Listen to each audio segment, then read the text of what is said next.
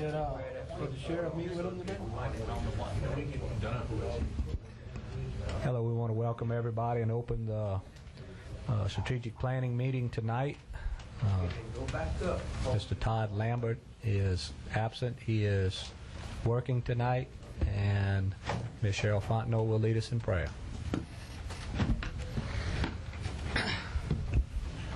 Father God, we humble ourselves tonight to give you thanks and praise for all the things, the blessings that you bestowed upon our parish. But Father, with a heavy heart tonight, we bring forth a family once again from Ascension Parish who has lost a son in Iraq. And we ask, Father God, that you would comfort them, that you would strengthen them in this hour of their need. And Father, as always, we pray for all of those who represent this country in foreign lands and abroad in dangerous situations of war. We ask, Father God, that you would end these confrontations soon and that you would bring peace to our nation once again. As always, we thank you in the mighty name of Jesus. Amen. Pledge allegiance to the flag of the United States of America and to the republic for which it stands, one nation, under God, indivisible, with liberty and justice for all.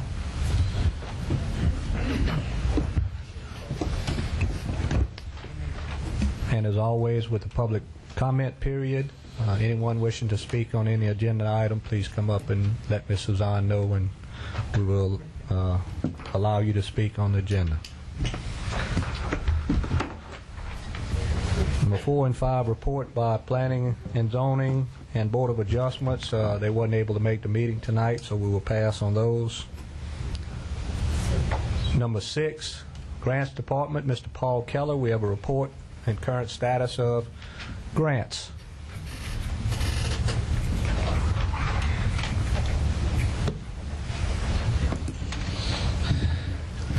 Thank you, Mr. Scheck-Snyder, members of the committee. What we would like to do is next month at your meeting, we'd like to give you a written copy, because then it'll give us 1 year from starting time to finishing time. But tonight I would like to recap some of the things that have been done during this period of time. When January last year, at the end of January, and as you remember, you contracted me in February, you had 21 programs that were in discrepancies. Either they were not closed out properly or not closed out at all, or they had defaults from the audits. We are now down to 1, and all of them had been cleared without returning one red copper cent. To the tune of, one was $3 million, some of the large ones, one was $3 million, one was $1 million, one was $600,000, another one was $900,000. But they have been cleared and closed.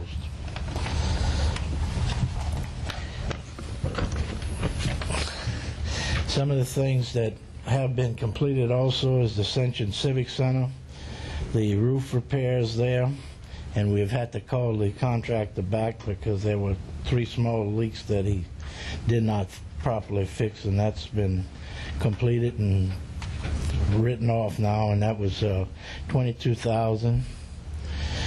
We have been involved, and that's the last one that we have left on those 21, on a FEMA hazard mitigation, which was involved with the drainage board project that had never been closed out properly and had a whole group of federal discrepancies on it that is being worked out one at a time.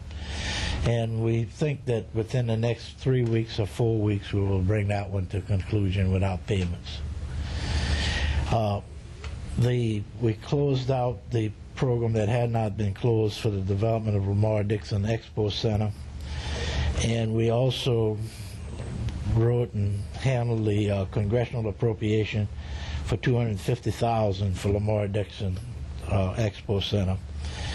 We worked with the Community Development Block Grant, your consultant in the Community Development Block Grant, for several projects in the parish to start to tie these projects in with the office. of Farmers Home Administration and the rural development portion of that office. We are working on the parish-wide system with them right now jointly. We was awarded and have now closed out the Lake Pontchartrain restoration, Country Ridge. 3 phases of that have been closed. We've wrote a grant for your Amite River group for boating safety and signage. Very small, but still a grant, $13,854, which we were successful in getting for them. We are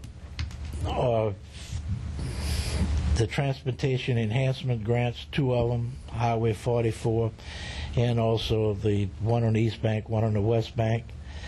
And the totals of those were right at $707,878 and $310,600.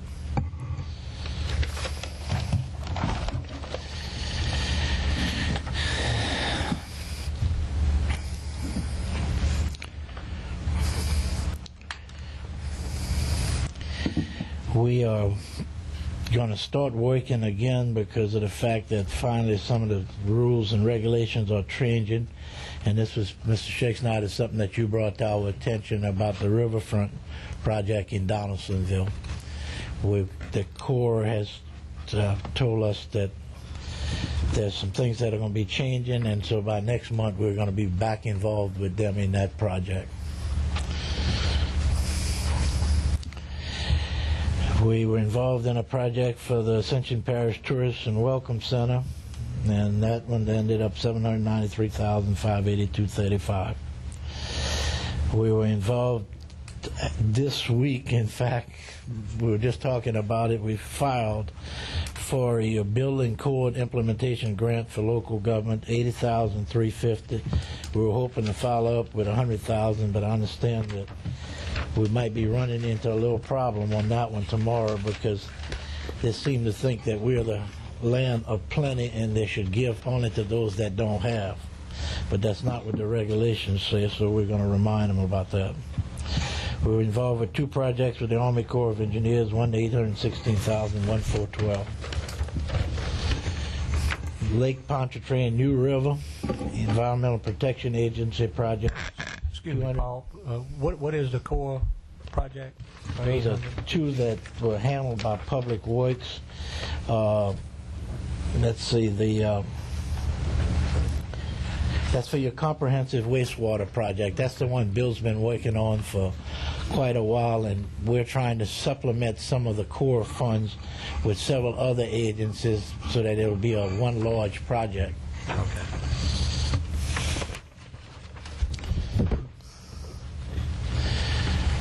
The Pontchartrain New River, $281,544, project completed. We secured the funds, did the work, and completed the project. Country Ridge, the evaluation survey, $153,456, completed. How much? $153,456.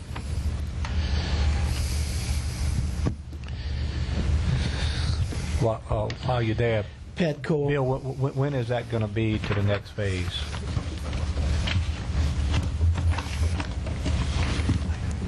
I think the next, well, right now they're doing the engineering on it, and it should be complete, I think, in about a month, maybe March at the latest.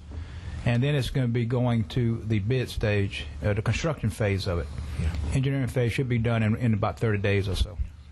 And how long before construction begins? Well, it has to go to the bidding, and acceptance of low bid. Probably you're looking at about 60 days after we complete, if we have the funding to go to construction. You're looking at about 60 days to get through that process. After the 30 days. Right. So March, April, May, June, probably in that Summer. area. Okay, sometime in summer. Right. Petco, $40,000, a custom van for animal control. Okay. What was that last one, Paul? Petco, the dog and cat food people. That was for the new van that's for the animal Okay. control. Okay, and we closed, because they were unclosed, the 203 and the 204 bought Homeland Security and Ulysses grants down, and those are two of them that they were looking for restitution on. And but now they're completely closed. We've gotten letters of closure from the federal government and from the state government. Now, the 04, that one's all completed. 05, we have secured. We did those, and we secured both the Homeland and the Ulysses. The amount for Homeland was $265,521. Ulysses was $460,821. Now, these projects are handled with this board that has been set up that has representatives of the sheriff's office, all the fire departments. We're work on there with them, and they decide how the funds are to be spent. But the federal government and the state demand that 70% of the funds go to inoperability of all the radio systems that the fire department, the police departments, all of those systems work together. And I would tell you right now, regardless of what anybody else says, Ascension Parish in getting to that stage is far ahead of anybody else in the state. Because it's unlike some places that first wasn't developed, but the first dollar became available, which was before we came here. They decided at that time the amounts were much less than they are now, but whatever they got, they put on this. The 206 funds that we have now been notified that we have, and the Homeland ones, we've budgeted those at the meeting last week, and those are totaled $103,062.81.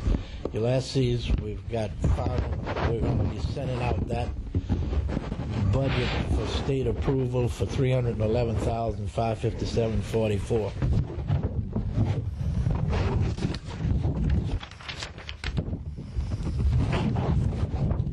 We have worked with the health unit on 3 different ones in 2-year cycles. One for $37,000. Mr. Paul, excuse me. Can you take the paper off? That's all we can hear is the paper run. I'm sorry. Thank you. Thank you. I wasn't noticing. With the Substance Abuse Center, there were 3 that we've been involved in, and one that's between them and the parish and the agency that's handles that, which is Quad Area and Church United. But one was $37,860, the other one was $60,000, and the other one was $40,000. And those have been funded, and their record keeping and management are up to date on all of them. The emergency shelter, we won't be notified until next month on that amount, but we're assuming it's going to be somewhere around $125,000 to $150,000.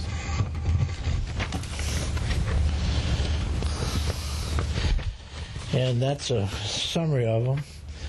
We have a lot more details on them, in particular those that we've been fighting audits off on, but the totals we think were very satisfactory during the year. There's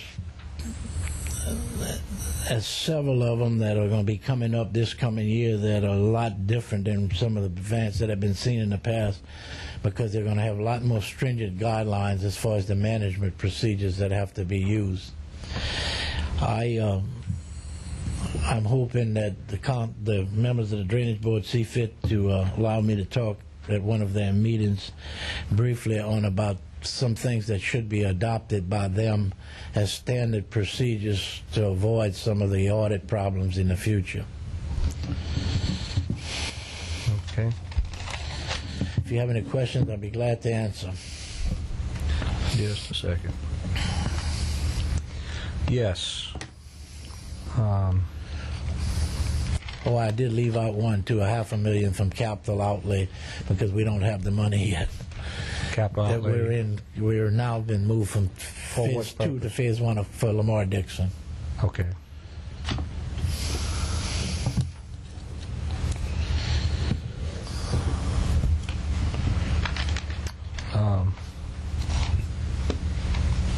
Well, thank you very much on that information.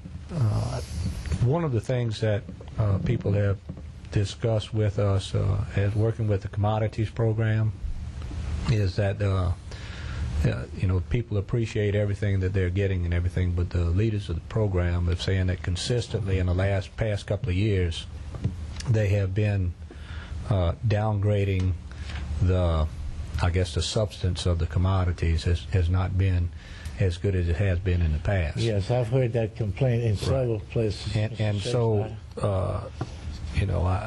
I would just ask when, if you have an opportunity, I know you look, I don't know what type of grants would be available or anything like that, but if there's something you can look into that we can look in that area also, that is a need that is around here. Very much.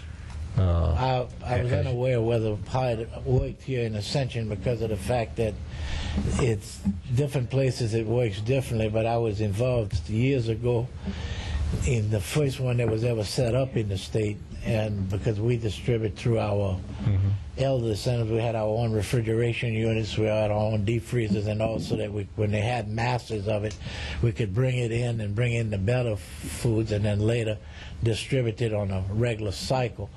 But I'll be glad to investigate it and see what we can come up with, because I think that's a great program. And in fact, I go by what my mother-in-law has been telling me is that some of the quality of the materials have slipped down. Yes, and so whatever we can do for those people would be greatly I'll be appreciated. very glad to try. Any questions or comments of Mr. Keller? We appreciate it, Mr. Keller. We look forward to next month where you get a full report. Thank you. Okay, number 7, uniform installation of fire hydrants. We have Mr. Mark Stewart, Chief of Ascension Parish Fire District, number 3. How are you? Thank you, Mr. Chairman, committee members. This ordinance, I believe Lance said he passed a copy to everybody, proposed draft ordinance. It's been floating around for a little while here in the parish. We've kind of been on again, off again with this, and it kind of fell by the wayside again. And about a month ago, I caught up with Lance and asked him if he would help champion this back before the appropriate committee to get some action on this. In Ascension Parish, much like everything else y'all are certainly aware of, certainly more so maybe in my area at the time being in Prairieville, north end of the parish, we're being overran now with commercial, light industrial, that type of construction. For a while it was just residential. The council back in 04, I believe it was, or 03, passed us a subdivision ordinance requiring fire hydrants. It's helped tremendously. The recent franchise agreement is also helping some to go back and catch some of the subdivisions that did not have hydrants prior to that. They deal only with residential. Our big concerns and where we potentially take a big hit when it comes rating time and that stuff is on our larger fire flows, which obviously is going to be in these big commercial, and not just big, but commercial buildings in themselves. We've been trying to enforce off of the fire prevention code the parish has adopted, which right now is still the Southern Standard Building Code, which has the requirements for commercial and stuff and as far as fire hydrants go. We need a good ordinance in place to really put some teeth in it and help get a better connection between the fire service with planning. So when these people build or prepare to build and submit for permits and their applications, has in there where we'll have to do a hydrant study. At that point in time, we go out, we look at their plans, plot plans, to determine what the fire flow is going to be, the layout, and we determine from that how many hydrants will it take to meet their required fire flow, and then what hydrants are already in that vicinity that will work for that particular building, and how many that developer will need to add to meet the required fire flow, and any requirements in this proposed ordinance right here. So it's on again, off again. It's came up, it makes a little progress and falls back by the wayside. But we just wanted to get it on your agenda to hopefully push this forward, move this along to get it to the council, full council, for a vote to get this instituted, to give us some help. I hear from time to time some people mention the property insurance rating. 40% of that rating is based on water supply. Just water supply, and we're taking a real hit on that because most of us now outside the city of Gonzales and city of Donaldsonville are conditional class 5s, like in Fire District 1 and 3, but that's with a WH water hauling credit. So we're being credited by the amount of water we can shuttle with tankers. We don't have a good enough distribution of fire hydrants in these areas yet. So anything we can do on this will greatly help in that, and more importantly, it certainly brings a much better capability to all the fire departments outside of the city limits in doing our job, and that's protecting life and property. And I'll answer any question, but quickly I would say we have a few little things in here to get back with Ricky Babb, the parish attorney, some minor little changes in it, but nothing that's going to affect major the intent of the ordinance. Mr. McConnell. Well, thank you. That was my going to be my initial question. Has our attorney looked at this and approved it for form and everything? Yes, sir, Mr. McConnell. Ricky actually drafted this ordinance based on some input from some of us in the fire service. Some of it came from East Baton Rouge Parish. Some of it came from the city of Donaldsonville. A few years ago, they created their Fire Prevention Bureau, wrote a hydrant ordinance. Some of it came from there. And some of it, of course, comes out of some of the actual Southern Standard Building Code and NFPA codes as far as installation of fire hydrants.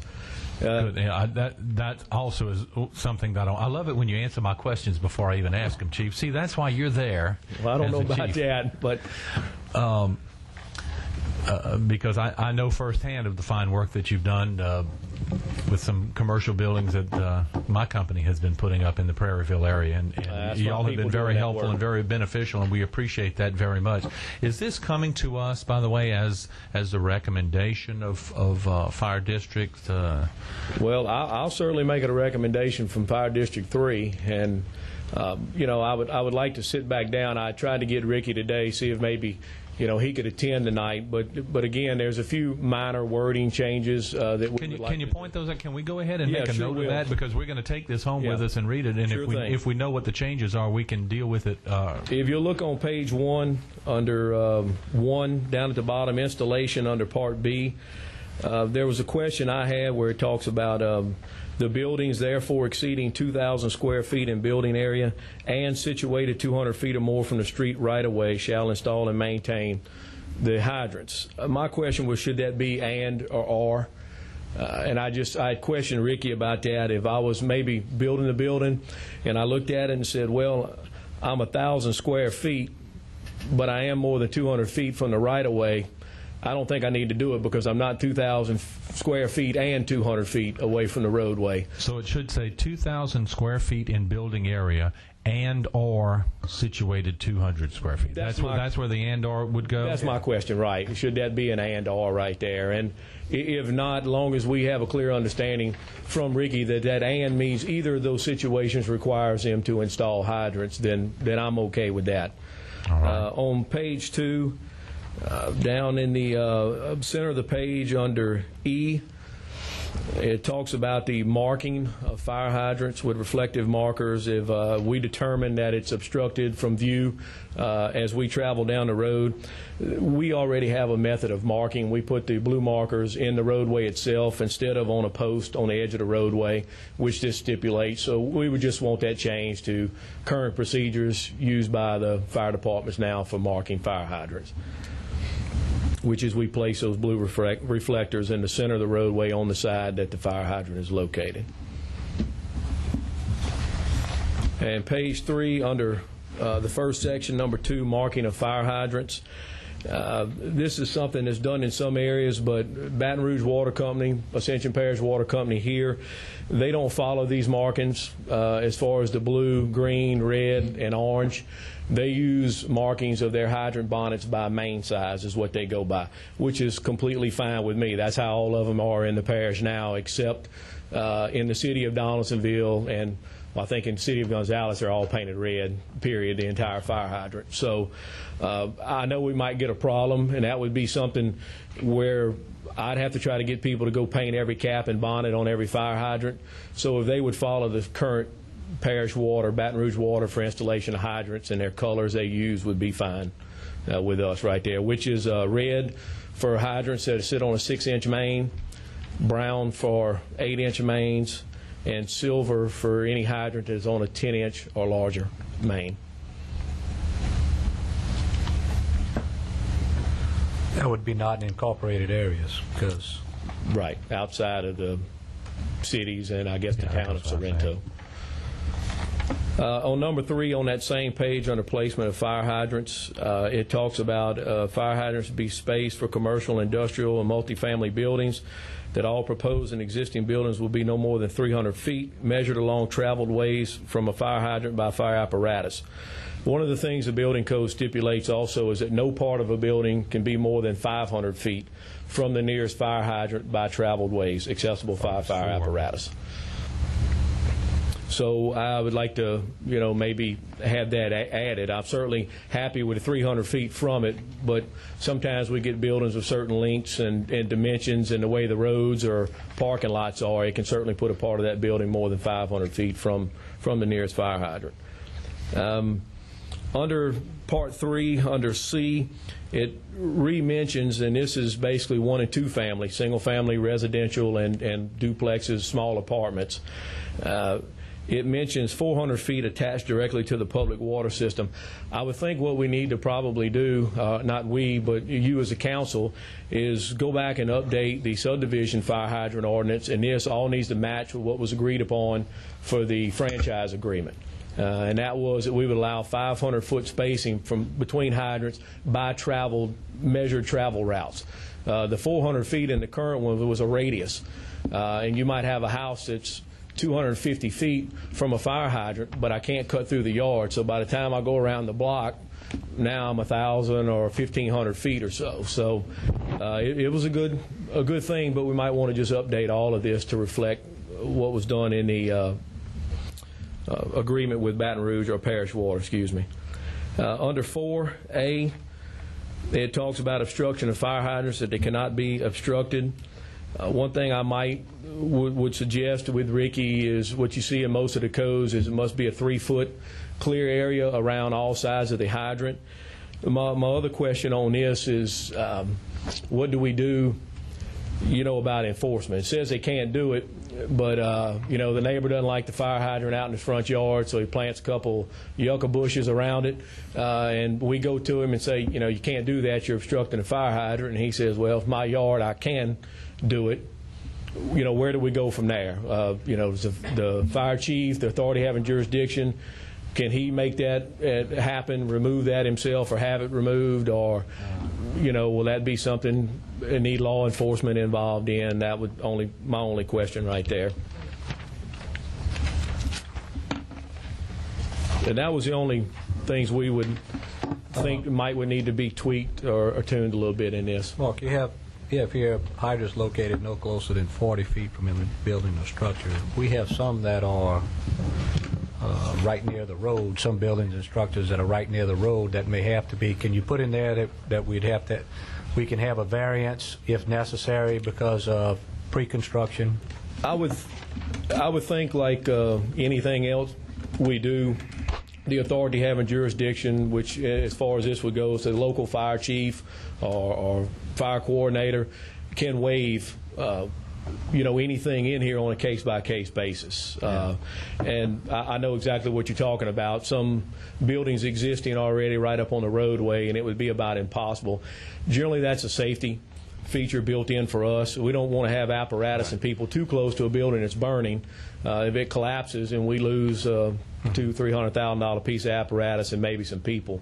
That's why that is, and we certainly try to hold people to it. And I think on any new development, we can probably work that out. But I believe in here that we would be able to grant, I guess in that word, a variance on any particular item on a case-by-case Well, we just basis. need to list that on there as a possibility, because if not, then we can't do that. Has this been run through with District 1 and 2? And do they agree upon Yes, and Chuck with District 2, pretty much, he hasn't said a whole lot about District 2, but, one of the things so far in talking about hydrants and some of that, Chuck's pretty satisfied, mainly, I guess, with inside the city of Donaldsonville. He's pretty well covered. With District 1, we have had numerous discussions. They were involved in writing this as well with the parish attorney. It's just kind of been, like I say, it gets falls by the wayside a couple times. So I'm probably being impacted more than anybody right now. So that's why I'm trying to lead it on. But yes, they have been involved in the writing of this. Lance, could you kind of take this and with his changes and run that through to District 1 and 2 and have them sign off on either their recommended changes or their approval? And then once you do that, send it to Ricky, and then bring it back to us. Any other comments or anything? Just suggestions? Help my ignorance here. Where is this going to go? Does this go in our development? Is this an ordinance by itself? Is it going to go under the development code? And is it going to go in the subdivision? I mean, because it's not subdivision. This is a standalone ordinance. This is a standalone ordinance that should reflect the development code, match the franchise agreement, and the subdivision regulations. It has to we have different entities that address this issue in different ways, and some of them are in conflict with it. And so that is one of the reasons why we're trying to pull it all together so that there's one thing. And that's a good thing, because Chief Stewart already mentioned that we're going to have to make a change in our subdivision ordinance. We're going to have to make a change in a few things. So I had thought, it seems to me we started looking at that a few years ago anyway, that we were going to start looking at some of these different ordinances that we have in place. And it's not just this, Chief, it's a lot of other things. Y'all are doing a great job. We're the ones who are falling behind, trying to make sure that all of our different ordinances jive with each other. And that's another subject for another day. But I just kind of wanted to know, just from my ignorance, where this thing was going to fit in. Yeah. And I would think, just to comment on that, I was asked at one time by the parish president, there's some different distances, that type of stuff, because their requirements are different for commercial than it is for single-family residential or basic residential. But it does mention it in here, so those things, as you said, we do need to make all of those match up, the franchise agreement, the former or the current subdivision ordinance, and this one as well. And we have no problem with if they have, due to type of landscape or demographics or anything like that, whether high residential, high commercial areas, if you want to put some amendments to this for District 1 and District 2 that they have special situations from what would be your situation, that would be something. If there's something unique that fall into their areas and problems that they have, we would be fine that exceptions would be District 2 that they have this, or District 1 that they have that. And that was a question we kind of had to toss about, how y'all would feel about some of that. I mean, obviously, again, in my area, pretty much, I'm fairly well covered. I've got a pretty good infrastructure of water for the most part in my area. Granted, I understand some areas of the parish, even on this side, don't have that yet. But if we wait on my end before it happens on the far end, then we just soon forget it. It won't do me any good to even have fire hydrants at that point in time. And that's why we want to do that, so we can move forward where we can. I know on the West Bank they're going to have their water system after next year throughout the whole area. So I just wanted to ask you, I know that there's 670, something like that, or 690 fire hydrants approved. And I saw Deputy Chris Lacombe this weekend, and he told me that they are already putting in some of those hydrants. And I was just wondering, there is a list of hydrants. Are y'all going to be the ones to kind of keep up to see if, that they're continuing? I know that they're doing some as to what the priority, because other people are asking, well, I see fire hydrants going, when am I get mine? I guess a quick answer to that would be that I'm not sure. It wasn't really stipulated other than the last email I got from Jeff Diaz when he sent the final paperwork and said they could start collecting the fee, that they needed to sit down with the parish representatives to determine how it would be implemented. About 2 or 3 weeks after it was approved by the council to enter into the franchise agreement, Roland Jackson from the water company called me and said, how do you think we ought to go about doing this? I said, well, you run the water company, so I'm not sure. But I think what they're doing right now is some areas where they already have the mains, the ability to feed those hydrants. They're trying to spread us some out so there's no area without absolutely any fire hydrants. You know, it's not covered completely by no means. 600-something hydrants is going to take a while. My question is, I've seen one for sure that I don't think where it went was on a list, and I just want to make sure something that was on a list, you know, it doesn't get left out because they arbitrarily put one. I'd never take one away, but I don't want some place to get left out that was on that list. But as of right now, I've heard nothing about meeting or determining how we're going to set this thing in motion. Ms. Suzanne, can you get with administration and ask who's going to keep up with the installation of the fire hydrants and see what plan we have? Any other questions or comments? Yeah, Mr. Chairman. I think before we can actually implement this draft ordinance, I think it's very important that we get with the other fire districts. And I understand Mr. Stewart's need, and I agree he has a great need.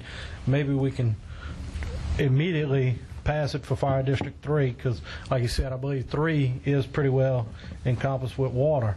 But AC, Santa Monica area, a lot of that doesn't have any water. It's run on a 2-inch water well for a lot of businesses and also homes. It's virtually impossible to do what we're asking here. Well, and that's why we were saying that they could put some amendments that would I agree, include but some. you know how amendments go. It tends to drag things out for a year or two. And maybe we should do this for Fire District 3, and then if 1 and 2 wishes, start working on 1 for 1 and 2.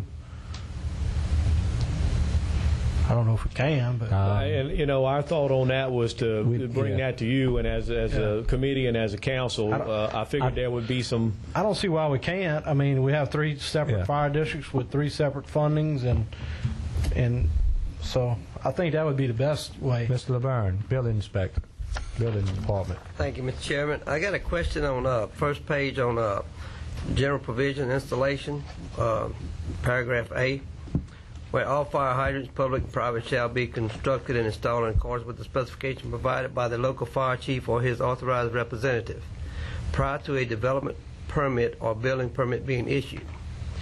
And that brings to mind what Mr. Berger just mentioned, that in areas we don't have any fire line, any water line, no system at all, and a person wants to build a home, how are we going to handle that? Well, and that's why it's like a lot of things in this parish, it's kind of tough to deal with, because you know what the fire prevention codes say is if adequate water supply is not available, the developer must make it available. Now, I know in some cases you could be talking about an extreme cost potentially, maybe in a Santa Monica or AC where they're running on a well, and potentially you might have to run miles of pipe or dig a pond and put a fire pump in. I mean, you know, potentially there could be some cost. So that's why, you know, we felt like even in talking with the parish attorney, this might have to be implemented in steps if that could possibly be done, because I know there are going to be some areas. Well, and also that was our problem we had, because in the 90s that we allowed developers not to put fire hydrants in subdivisions that did not have adequate pressure. And so now we're forced to go back when pressure is available and install these fire hydrants at 10 times the cost, because now you have to tap in.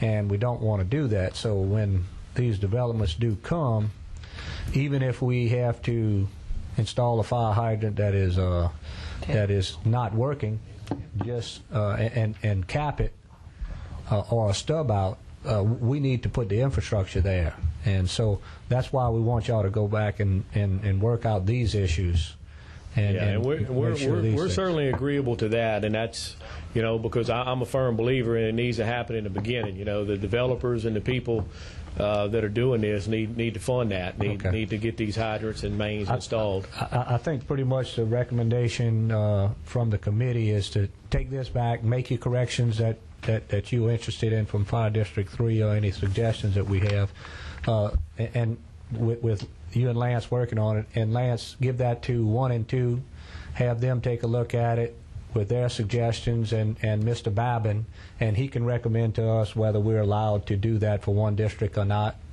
And if we can, and they agree that we can move ahead with one and continue to work on the others, we will see about doing that.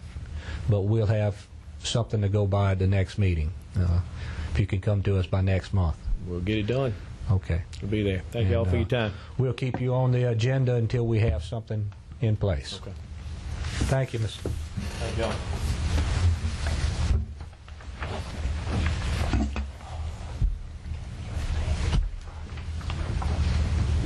Okay. Again, we have brought up about proposed burn ordinance. This is something that as we were looking at, there was two basic problems with everyone. And again, to inform everyone what we were looking at, the intent of this burn ordinance was to address the issues in areas where the housing is very close, and it's been a danger where trash burning and such was dangerous and a nuisance to neighbors and other housing. We asked the fire department to take a look at it, and basically they were fine with it, except from enforcement standpoint and from the area that they thought that we could reduce the amount distance between buildings. And we had a little working meeting today with Councilman Lambert and DPW and a few other people, and it was suggested that we start with 200 feet, that would be an area. We do not want to try to inhibit anybody from burning their trash and things that they're doing now in all the rural areas like we're doing. This is not the intent of this at all, but we do want to protect people that are in heavily populated areas, and that's basically what we're trying to do. So they thought the best thing to do would be to reduce the distance from a building, and we just thought that we could start off at 200 feet, which was pretty close to another structure, and implement this. And if we had some ensuing problems, or as the parish continues to get more populated, more congested, we can adjust it one way or another. So that was a suggestion that was brought out. For where, Mr. Shakeman? On F, they have page, actually the second page of the burn ordinance. It's Section 11201, Article 4, Part F, number 1 and number 5. There's two areas that talking about burning. It says the location of burning must be at least 1,000 feet from any dwelling other than a dwelling or structure located on property in which the burning is conducted, and that's for land clearing and right-of-way. And then small trash household So you're saying fire. change that to 200 feet? Yes, for right now. And 5 also to 200 feet? Yes.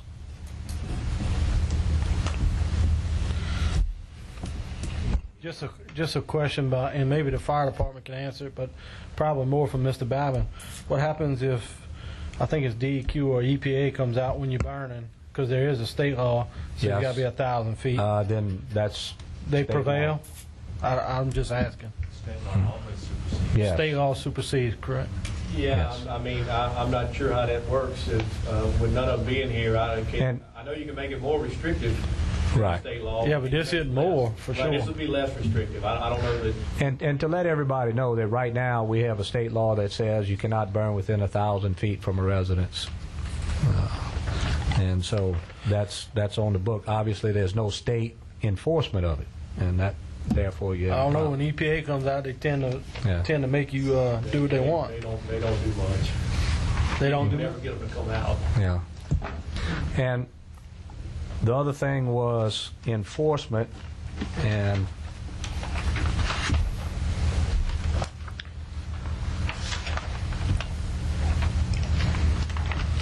let me see.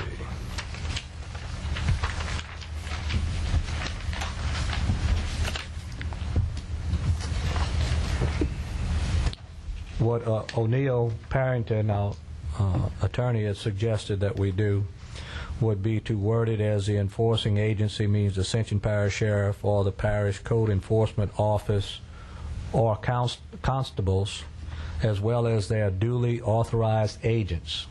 That would be the wording. Give us a section, please. Where you? That way it's not, we're just doing concept. It's not on There's there. no provision for enforcement. That's part of the problem. There is no provision for enforcement in here.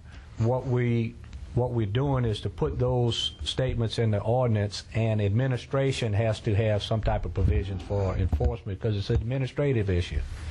And so we would just send that forward, and then the administration would decide how they want to enforce it. But that would be how it would be on the books. Okay. All of the burn ordinance, the junk car ordinance, and all would be the same thing. It would be a misdemeanor summons that would be put forward that way, and it would be an administrative issue as to how they would like to, they would have to come up with a plan. Okay, well, I offer a motion to send the proposed burn ordinance to the full council with the proposed amendments. Well, It's been 2 years. What will we do? I understand that. Yes or no? The intent of today was to discuss the concepts, and I want a complete, clean ordinance that comes back, and have us look at it in a clean ordinance, and then we bring it to the council, because I don't want to go over there with anything other than that. But there is a motion on the floor to send it to the full council with the suggested changes. No second? No, you're right, Mr. Shakespeare. I mean, we played that silly game before. Yes. I'm not going to send anything to the council for their consideration or approval until it's in its final form. Yes. We need to have everything, a good, clean copy to get over there. It's only been a year on this, Mr. I'm going to send the recommendation. Drainage ordinance been 2 years. I'm going to send the recommendations to the attorney now. Only a year, I'm sorry. And ask them to make the current changes, and then we will address it, Ms. Suzanne, at the next meeting. We want to get a clean copy, which we will send it to all of the councilmen, and then we will act on it at that time. Mr. Chairman, Yes. is there any way you could meet with us, with the fire service and the sheriff's office? Yes. On the other side, I know James had emailed you a couple times. I thought we were supposed to get together. I thought James was setting up something with us. And We're waiting. That's why we're waiting and going through that. We don't want to have until we have all of those issues. I think the big part on that enforcement is a key thing, because we're the ones going to be going out there, and if we can't do anything about it without having the sheriff's office to come out there, then we need to dispatch the sheriff's office first, and if they need us to come put the fire out, we'll go put it out. But yeah, well, we were told that that y'all definitely did not want to be an enforcement agency on that, which is we agree with. We just, somewhere in there, we're going to deal with them with like the authority written in there that if we think it needs to be put out, it's violating the ordinance, we can put it out. Okay. We don't want to write tickets or anything like that, but currently right now, if somebody calls in a complaint of a trash fire, that's a domestic problem. One neighbor complained about it. We don't handle those, but I know the sheriff's office don't want to deal with all Right. that. So, Lance, can you set up a meeting next week, Monday or Tuesday? I'd like to be notified too, please. Yes. Yeah, and truthfully, Chief, one of the things that was discussed was the possibility of this council, and it's a possibility that we would come up with some sort of funding and employ our own enforcement agency. But you're right. If there's a fire out there, the first thing that people are going to do is they're going to call the fire department. And as long as you have a good set of guidelines of who's responsible for this and how this is going to go, then you can act accordingly. We didn't want to shove something down your throat without you at least having a chance to participate in it. but appreciate that. I know that we're looking at several options. You can baffle them, and they'll usually go ahead and put it out or let you put them out. But every once in a while, we get that one that says, you can't tell me to put it out on my property. And that's when we have to get sheriff's office involved. And that's why we wanted to put all of the enforcement agencies on here, and then administratively they could come up with a plan there that would work. So, but we'll do that ahead of time with suggestions, and we can pass that on to administration. I think that would be good. Any other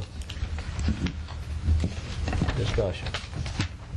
Okay, number 9, discussion of junk car ordinance. This is, again, something that it was not intended to come here and vote on and send it to council. We've had some changes, and this one was pretty clean. The changes that were recommended and questions that were done in the past have been changed. One of them was the question on hard surface. Councilman Lambert has been heavily involved in this, and he had a question about what was identified as hard surface, and so they took that out, that motorhomes would have to be on a hard surface, and so that has been removed. The other thing was they inserted the enforcing agency in there. That's on definitions, Part C. The only thing that we added would be also the constables of the parish had the authority.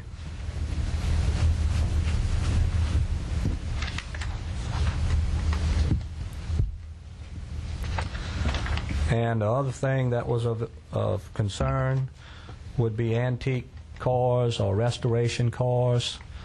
They wanted to make sure that people would be able to do that, and it is addressed in the definitions of antique or special interest vehicles means any operable motor vehicle 25 years or older, or any other vehicle being restored by the owner and upon restoration work is in progress, and that is in the definitions, and that's one of the exceptions on the second page, Part C. So anyone that is restoring a car or has an antique car, this would not apply.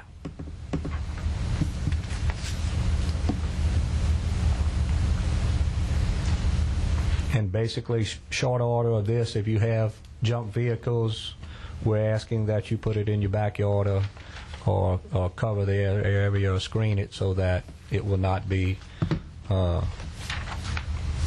bad sight within view of the general public.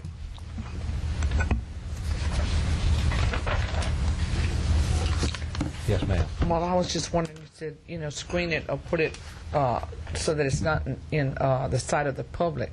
I think one of the main concerns that most of the people have with junk cars that are around is because people just allow them to sit there and let the weeds and stuff. I mean, if they would just, do a little bit of maintenance and housekeeping on it where it doesn't breed mosquitoes and snakes and those sorts of things. Well, and that's... So, I mean, I don't know how we need to address that in here, but that's addressed by the definition of a junk car. If they have weeds and all going through it and it's not operable, it's considered to be a junk car, then they would have to do something with it. Like number 1, maybe clean it up if not even... Yes. Okay. Okay. And we will have this back with a completely clean copy at next meeting. And we move on to number 10, update on the drainage ordinance. Now, that's been 2 years, Mr. Byron. Yes. Yes. We need to move that one on. With that for a couple of years. We have a number of things. We had a great working meeting today with DPW and the building department and with zoning department, with Lance and all, and the chairman of the Drainage Commission, and myself. And we wanted to look at some concepts. We had some problems. We had some disagreements among council members and concerns of how to address subdivision requirements, how to address issues of upstream and downstream development and problems. how to address family petitions and simple divisions of property, and how to vest single-family residential issues. And also we're having problems with people developing or building right next to our major waterways, which are designated as major drainage basins, which right now we have it on our books as 25 feet. And this will be the first thing that I will address. This is for information, and I will ask your opinion as to whether we should put these things in for a clean copy as we go on. So this is the first one we'll address, would be the distance from our major waterways, our designated drainage waterways that we were given a map as in the parish. According to our parish regulations right now, is 25-foot setback, right, Lance, from top bank of any as a drainage setback. State law says that we are authorized on any of the designated drainage areas that all buildings by parish ordinance can be cleared or have to get permission to be located within 100 feet because of drainage issues. Since we don't have right-of-way on all of those, that's not being enforced right now. The piece of paper that we handed out is state law as per Louisiana Revised Statute 38-113. You can read it yourself, but basically that they have that it allows the district to adopt the necessary parts of extension to major drainage system, and that is prohibited to erect any structure within this 100-foot limitation without prior approval of the drainage district. It also reserves the right under this statute to compel property owners to remove fences and other obstruction which prevent access to previously adopted major drainage channels before the adoption of this ordinance, if the existence of these obstructions prevents the reasonable use of servitude granted by this section. So it gives parish ordinance to permission to maintain these right-of-ways right now, or these waterways, which we currently do not have. And since drainage is such a major issue, we're going to see this as people continue to develop next to these waterways. We need to be able to do that. Now, it does allow the drainage districts to allow this to happen, because you have special situations that occur. So they have to get permission from them. This is separate from subdivision regulations. The Gravity Drainage District now is an independent agency, and so if you are doing a subdivision, you're going to have to get follow the subdivision regulations, but then you're also going to have to go through and get approval from the drainage district, which allows upstream and downstream provisions. If we're having a subdivision and they're having major downstream drainage problems, and it's known problems, but it's off-site, if the drainage district sees that this development or feels that this development will cause problems, then they have the authority, due to major drainage issues, to require certain things that can be done above and beyond the normal subdivision regulation. We take care of the on-site property with the subdivision regulations, but subdivision regulations do not apply to off-site property. The major drainage district can require, and it gives them authority to require them to do some work on off-site areas if there's going to be an impact, or this had a history of impact in the area, problems in the area. So this is one of the things that people have been concerned about and asking us over and over to do, and we found this state law that'd be here that we could apply to the major drainage district as one way to address these issues. Mr. McConnell. Thank you, Mr. Chairman. On this little paragraph that you passed out on control of drainage channels, and let me read this here. as per revised blah blah, shall have control over all public drainage channel within the limits of the drainage district and for a space of 100 feet on each side of the channel as selected and adopted by the district. Can you define that? Is that 100 feet from one edge and 100 feet from the other edge? Mr. Rule will do that, and he did that very well today. It is, so could you... it is edge of bank, top edge of bank. So 100 feet from the edge of one bank and 100 feet from the edge of another bank. I think all of you know I live on New River Bayou. Those lots are 120 feet deep. So that gives you the authority. I promise you, you got plenty of room behind my house if you wanted to go and service New River Bayou. And in fact, you've done it on many occasions. But I think, and look, I'm the first one who complains about people building fences in our right-of-way, putting docks or whatever in our right-of-way so that we can't get in there and do this work. That 100-foot limitation to me seems rather extreme because, again, I live on a 120-foot lot. There's plenty of room in my backyard if the parish wants to come in there with a backhoe or a track hoe or a bull or whatever you want to do. But under a provision like this, my house got to go. Parish president's office got to go. Well, Councilman, this is a state law. It's already under there. You already have to comply with this. It's a state law. The only thing we're doing is bringing it to light and enacting it in the ordinance, saying that we respect the state law, and we want to make notice to everybody that this is a state law. This is a requirement already. By us passing this ordinance doesn't take away the requirement, and it only gives us the right to go up to 100 feet. We can utilize this in a situation if we need to, in case somebody's coming into an area, say like a major development or something like this, commercial development.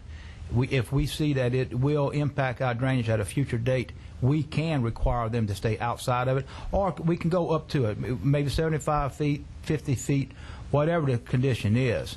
And I appreciate that, and I understand it, but let me just say that when you start making exceptions for whatever reason, you're opening yourself up to just tremendous liability there because you know the mentality that's out there where you let him do it, so you got to let me do it. And I just think 100 feet is awfully harsh. I would think. Well, again, it comes to and this the reason we're doing this is because we have some areas where we in our drainage plan that we have levees proposed. And right now, in an area where we have a levee proposed, there's a person putting a trailer 26 feet from the top bank.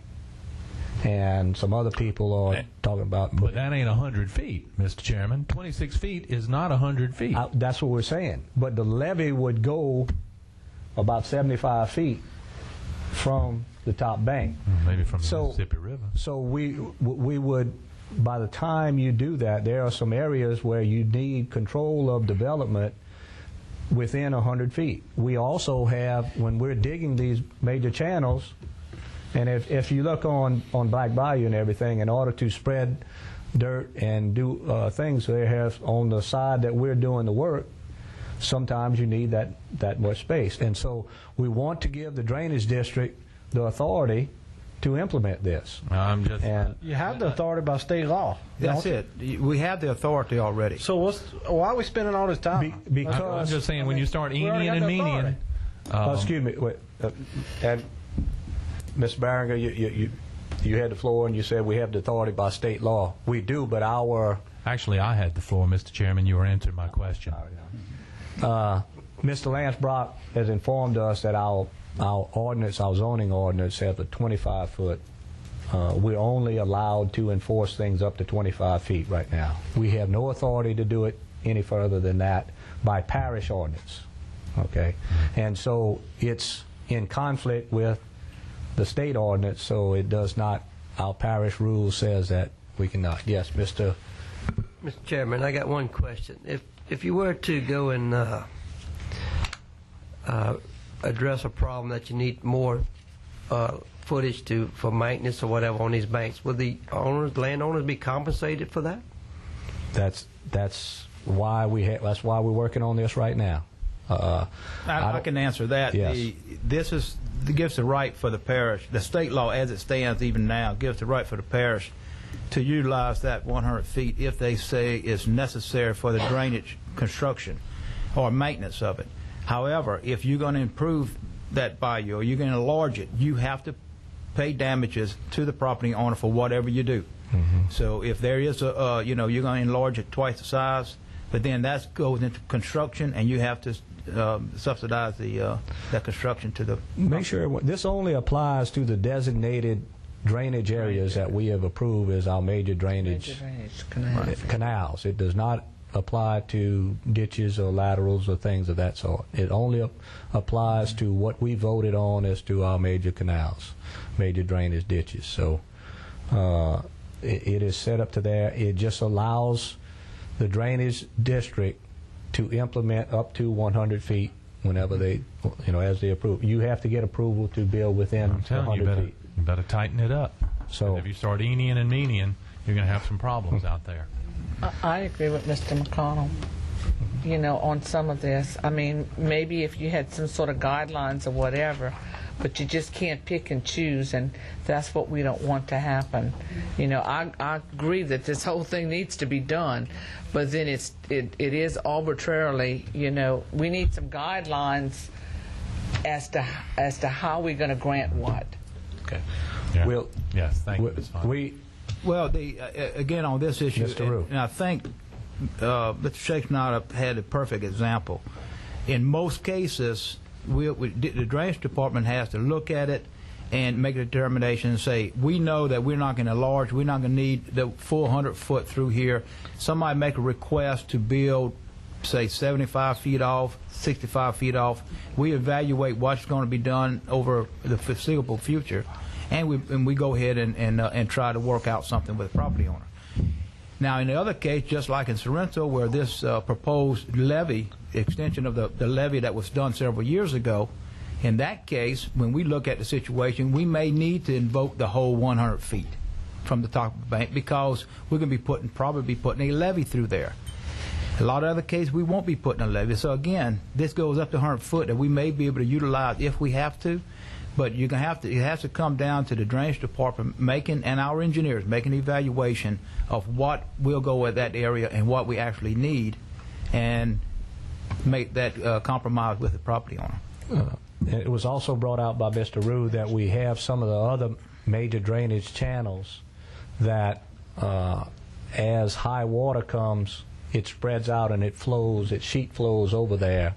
And they want to, if it sheet flows 75 feet or something like that, and it's part of the necessary drainage, that you don't want to have a house in those areas. Right. And so they would use as their reason that they have sheet flows up to a certain amount. And only the drainage department can decide that. I mean, and so there's no hard and fast rule. We want to allow people to utilize as much of their property as possible. Right now, we're already doing 25 feet. Everybody's accepted that. We could either state that you go to 100 feet with everybody, or we can give the drainage district the authority within reason to grant approval with less than that, where it does not hurt the drainage. And I think that it gives us enough leeway that we can do what the people want and not have somebody impeding the drainage upstream or downstream, but yet allow people to utilize their land as much as possible. We're gradually developing into these basins. Yes, Mr. And Rue. I can give you another example. The attorneys for Lowe's, when they were planning their development over on US 61 and 44, that's our major bayou northeast going through there. They saw the law. They know the state law. They researched it, and they came to us and told us. They said, we're concerned about the state law about the 100-foot. And we realized that this could cause us some problems, and we're not going further with the project until we get an agreement on how much of that you're going to need. So again, we were able to sit down with them and come to the conclusion and make a recommendation to them where if you go ahead and enlarge that section of the bayou right now, and we'll give you an exception to the rule because you're going to be doing the improvements beforehand, and I think it's only about 50 foot that they're staying out of, but they're going to improve the bayou. So again, it goes back to a negotiation and the right of the drainage district to get involved with what's coming into an area. It's also something that we as drainage board members will get. I think you made a provision in there that any require approval. Let me see what else we had. Any appeals would be made to drainage department, either executives, and that was another decision whether we wanted to do it with, and that would be taken up with the drainage board, whether we'd want to do the approvals being or appeals, I'm sorry, be made by the executive committee or the full drainage board. So we would have a provision in that. So we will put that out for you to think about and discuss, and I would like for you to have your input, and please speak with me over the next few days, and we'll see what we would like to do, or if we have a motion to vote on this now, if you feel comfortable with it, or you want to have more discussions on this aspect of it with right-of-way on the major drainage areas. Is the ordinance ready to go other than that? Oh, no, ma'am. Okay.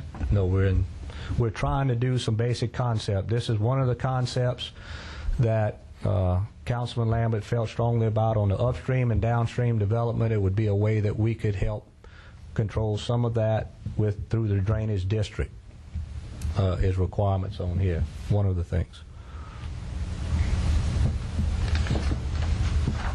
So with any of your suggestions, we will try to put together a revised copy and have it to you in advance of the next meeting on that.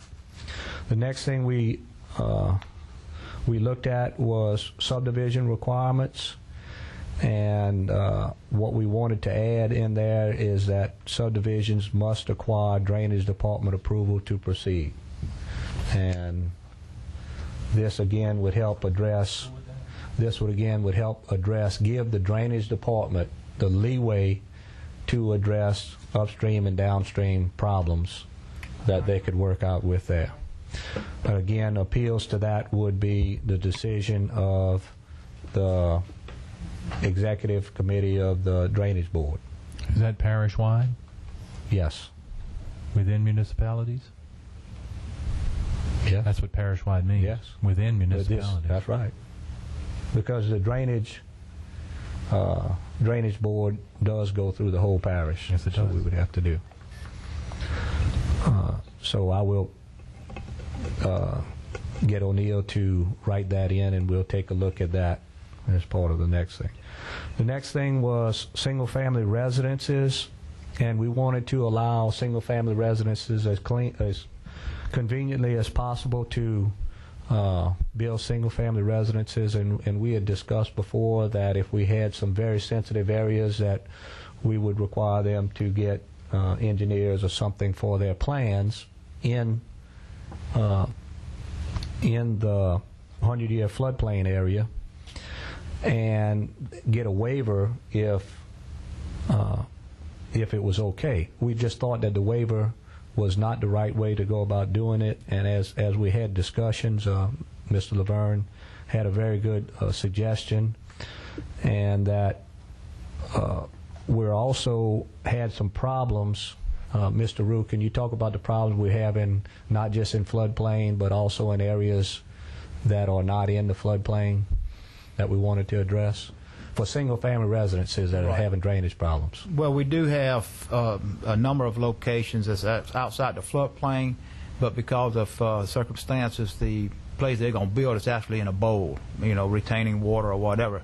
And when they have a lot of rain, they have problems in that area. So we need to have this a universal part of the ordinance, that all situations, all has to go through DPW, through the drainage district to review and at least give a no objection to, because it's on a case-by-case basis, every bit of it.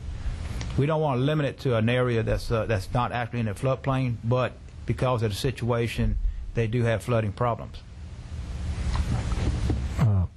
And what was suggested is this would be the following criteria. It would single-family residential would meet current building code regulations, which they already have to do, is that they could bring fill in under the house pad and 10 feet away from it, as was suggested by the building department. But that if you had to bring fill in over 3 feet to meet elevation requirements, then you had two choices. You could either build on piers and go ahead and build, no other requirements, or you could supply engineered drawings to drainage department for approval. And so that gives us a criteria. Instead of having a waiver allow development on anything, if you have to go up more than 3 feet, you're in a drainage area, problem area. So that was considered by our building official as it would be a good height to go from. You can still build, but you would just have to get engineered plans at that point. And then number 3, any fill outside of the house pad plus the 10 feet must get approval by the drainage department. This would be done as policy through the building department, and they would have it as part of their check-off list as you come in, and they would look at the map, and they would make up some sensitive areas that they would have, known sensitive areas, and they could just check it off, or if they're not sure, they would have to get check on approval then. So it's something that's going to be worked out, as the procedure to do that would be worked out with DPW. And they'll come up with a plan, but it's no use for them to have a plan if we don't implement it. Any suggestions, other suggestions for single-family residential? The next thing was family petitions and simple divisions of property. We wanted to maintain the intent is to maintain single-family family petitions and simple divisions of property to allow people to be able to do that. However, we did find out, as Mr. Rude told us, we have some large areas that are being developed as simple divisions of property, and they have no provisions for any drainage plans, anything like that, and we're having some serious drainage problems with that.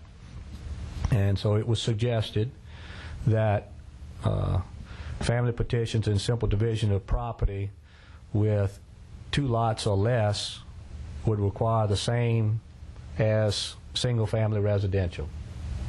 And if you had more than 2 lots, you would have to get approval from the drainage department to proceed. That way, if they had to build a ditch, dig a ditch, if they had a 20-acre lot or something and they needed to do a ditch, they would just get something from the drainage department. Mr. Rue, you want to elaborate on what we talked about, the reason for breaking it down like that and having the ditches and the problems that we were having? One of the problems is that you have a simple division or a family partition several years before the subdivision or anybody really builds in it, and right now they're only required to have a drainage servitude on the property, but it don't have to be an established drainage ditch or structure. Several years pass, and you may have a lot of wooded area where the ditch is supposed to go, and then somebody builds one house on it, but they can't tie their wastewater in, and they have no drainage on their lot, and the only way they establish that is to get the complete ditch dug. And then all the responsibility of digging the entire ditch falls on one landowner. It may have 10 or 12 property owners, but there's no requirement for them to participate. We need to have something in place for before they get a family partition there, that we got an understanding of who's going to build a ditch and when it's going to be put in, and the fact that if it's a heavily treed servitude, what we're going to do about it and who's going to take the trees out. And so again, we have to just sit down and look at the situation and come to the agreement on how these drainage structures can be put in place prior to somebody building, and that's the whole purpose for it. So it'd be the wording would be that anything over 2 would have approval by the drainage department. Any other suggestions, comments? Anything as such? Sounds good to me. I will pass this on to O'Neill and get him to rewrite it as a clean ordinance, and we'll bring that, give that to you in advance, and have some discussions next month at this meeting. And we will not bring it forth to the council even at next month. We will try to make sure and get a complete copy that we're all satisfied with the wordings and everything. So, and then we'll try to move forward. Could we go ahead, and Mr. Chairman, and get that to everybody so that they Yes. have the opportunity to look at it even before we meet again, so that Suzanne. we can get some input, particularly Mr. Todd Lambert, Chairman of the Drainage Board. I'm interested in his input. well, And let that's- everybody have the opportunity to discuss it. And, That's who we met with today. Okay. A lot of these suggestions came from Mr. Lambert. Yes, Mr. Barry. Yeah. Mr. Rue, talking about having the ditches, and I'm pretty much familiar with the scenario you're talking about. What's our provision for under two lots or under? What if it's two 10-acre lots and we got a ditch 600 feet long? What's our provision there? We really don't have any. I mean, if it's a simple division of property, they're going to establish a servitude in the back of the property, and it's up to the property owners to establish a ditch when they build. But you only have 2 lots to contend with. So I don't know if that answers your question. The reason we did that is you have a number of councilmen that want to exempt family petitions and simple division of property from any drainage ordinance. And you have a number of them that want to put them in with full compliance with it. And so it's offered as a compromise to allow small family petitions and simple divisions of property to escape the total Well, that's what I'm drainage asking. The reason requirements. for having it in here is the example Mr. Rue gave was having a ditch. Let's just have in here any division, simple division of property or family partition has to establish the ditch at the time of approval, and you're done with it. Or is there other things we have to worry about? There is not. It's just that a number of councilmen, that's their concern. They do not want the small family petitions to have to abide by the rest of the. It's offered as a compromise that they do not want them to abide by other drainage rules. If we just establishing a ditch, I don't see why we can't make everybody be responsible for establishing their own ditch, as long as they know it up front. They would also have to meet the other provisions of the drainage ordinance, all the other provisions also. Or couldn't a compromise be just the ditch? If that was the... Yes. I mean, that's the example Mr. Rue gave. That's what I'm... Yes, it That's the can. clarification I'm looking for. Yes, it can. It can be whatever your wishes are. Can we get wording both ways, Mr. Rue? Well, no, I think you need to, again, like you said, this is a compromise. If you really want to have a clean document, all family partitions shall get approval of the drainage district to before they can sign the plat. If you got one large piece of land, 4 or 5 acres, a person want to build a house on it. If in fact, and this is a problem we always have, if in fact they want to do it, first thing it does is go to the planning department. The planning department automatically puts a drainage servitude on the rear, most of the time on the rear of the property, just without even looking at it. Now, that really needs to go to the drainage board for final approval, because number one, we may not want it back there. We may want it on the side. Number two is if it's 4 or 5 acres, and he's going to have that for his drainage. I mean, there's poor drainage in the area. I think he's going to have to be required to establish a drainage ditch, or if he needs it for his wastewater to tie into, he's going to have to go ahead and establish that ditch. So, again, if it really is up to the drainage district, we would like to have all of it included, so we can look at all of it. But again, they've had some council members, some people would objected to it. So again, we were trying to compromise, and because the The more the lots, the worse the problem. So again, if you can get all the council members to get the votes, I would say take all of it. I'm okay with that. That's where we are. What we're trying to do is get this ordinance enacted, and if we see problems down the line on the number of family petitions and simple division of property, we can adjust that as we go. But we wanted to try to get this on the books because we have to do something as quickly as possible with drainage. The more and more we build, the more problems we're having. And Mr. Barringer, make some phone calls and see if we can get some more councilmen willing to move in that area. We'll be glad to. You think somebody will listen to me? I don't know. We'll see. Put a monkey on your back? I think so. Kind of heavy, too. I've tried. I think you put a 2-ton gorilla. This is our compromise there. Okay. And as I said, Mr. Chairman of the Drainage Board, Mr. Lambert, was in full compliance with this. He was very satisfied with this. Okay, number 11, discussion of fireworks ordinance. Councilman Hillensbeck put that on, and he's not here tonight. And, Move to adjourn. Move to adjourn. We are adjourned. Listen to that.